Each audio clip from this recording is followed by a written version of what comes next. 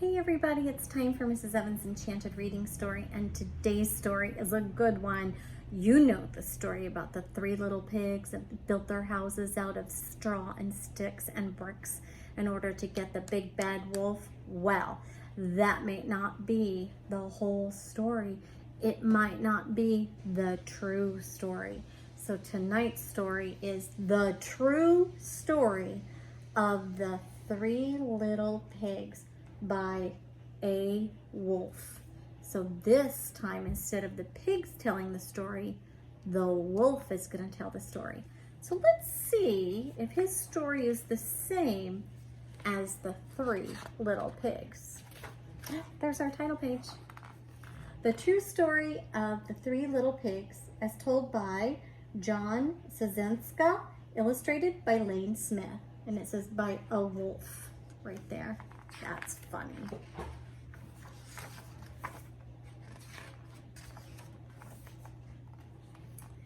Everybody knows the story of the Three Little Pigs, or at least they think they do. But I'll let you in on a little secret. Nobody knows the real story. Because nobody has ever heard my side of the story.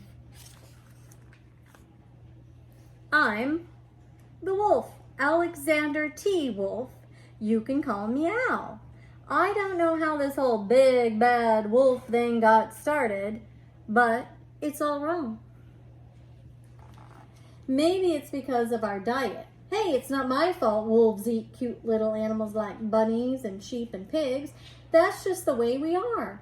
If cheeseburgers were cute, folks would probably think you were big and bad too.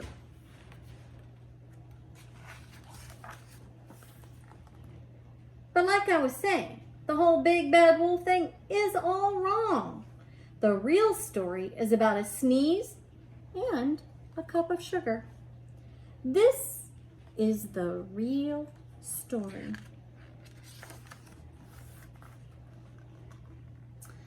Way back in Once Upon a Time, I was making a birthday cake for my dear old granny. I had a terrible sneezing cold and I ran out of sugar.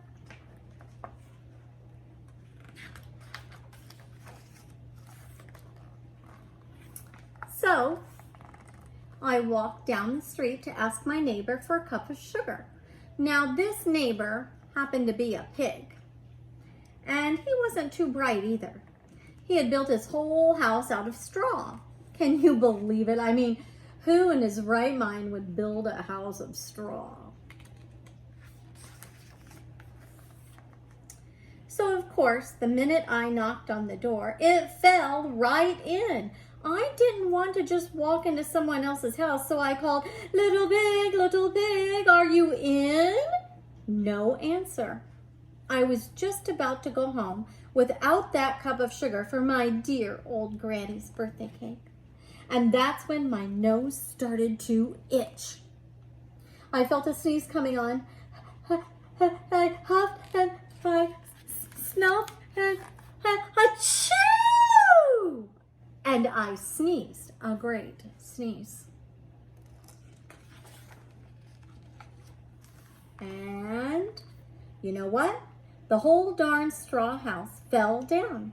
And right in the middle of the pile of straw was the first little pig, dead as a doornail. He had been home the whole time. It seemed like a shame to leave a perfectly good ham dinner lying there in the straw, so I ate it up. Think of it as a big cheeseburger just lying there.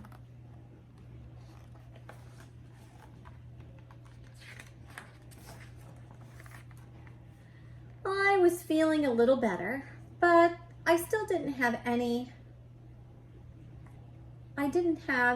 my cup of sugar.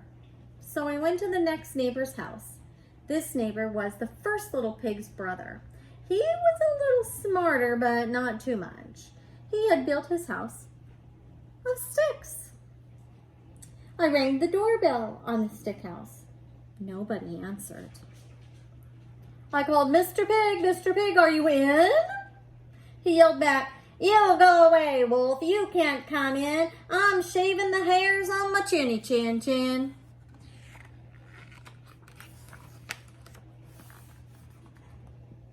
I had just grabbed the doorknob when I felt another sneeze coming on, and I huffed and I snuffed and I tried to cover my mouth, but the sneeze, a great sneeze, shoo!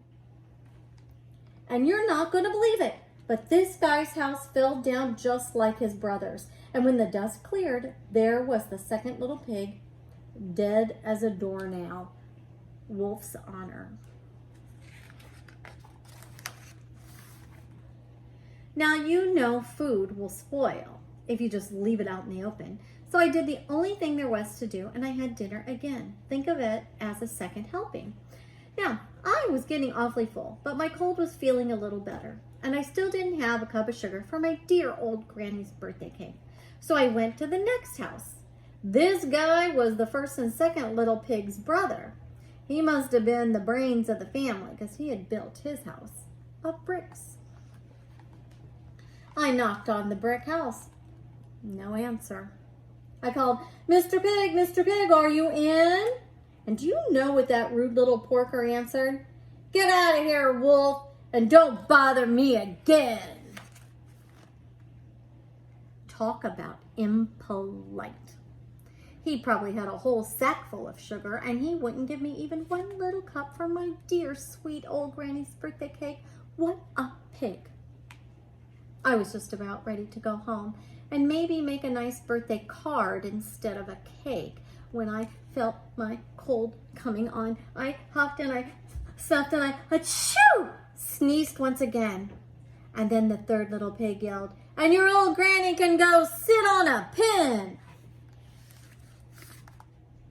Now, I'm usually a pretty calm fellow, but when somebody talks about my granny like that, I go a little crazy. When the cops drove up, of course, I was trying to break down this pig's door, and the whole time I was huffing and snuffing and sneezing, achoo, achoo, achoo, and I was just making a real scene.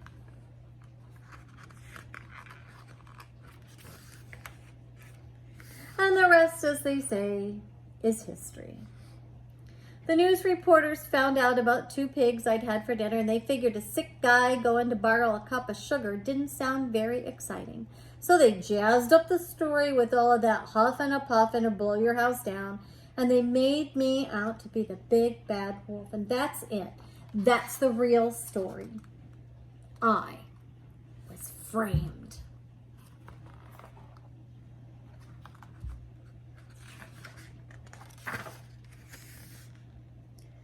But maybe you could loan me a cup of sugar?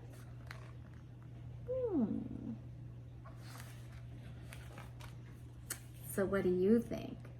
Do you think the wolf told the right story, or do you think the pigs told the right story? Stories can be told from different people's perspective. Some characters get to tell the story, and other characters are just in the story.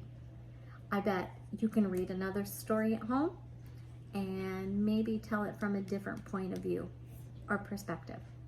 All right, that's it for today. Have a great day. You know I'm thinking of you always. Stay safe, make good choices, and we'll see you again for Mrs. Evans' Enchanted Reading Time. Bye now.